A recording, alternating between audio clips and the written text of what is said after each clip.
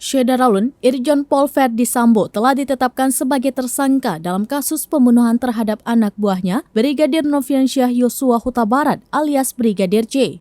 Kapolri Jenderal Listio Sigit Prabowo pun mencopot posisi Verdi Sambo sebagai Kepala Divisi Profesi dan Pengamanan atau Kadif Propam Polri. Tidak hanya itu, tim khusus atau tim sus bentukan Kapolri juga mendapati puluhan anggota Polri yang diduga terlibat dalam merekayasa pembunuhan Brigadir Yosua, mulai dari perwira tinggi, perwira menengah hingga bintara.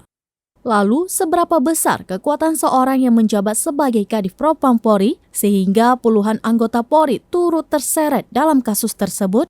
Mantan Kabariskim Komjen Pol Purnawirawan Susno Duaji pun membeberkan seberapa besar pengaruh seseorang yang mengemban tugas sebagai Kadif Propam Polri. Menurut Susno, seorang Kadif Propam bisa menentukan hitam putih seorang aparat Polri yang ingin naik pangkat, bersekolah, hingga hal lain terkait promosi jabatan. Lebih lanjut terkait hitam putih promosi jabatan, seorang Kadif Propam jadi kepanjangan tangan Kapolri. Pasalnya laporan Kadif Propam ke Kapolri ini menjadi catatan khusus apakah seseorang anggota Polri akan digeser dari jabatan setelah itu atau tidak.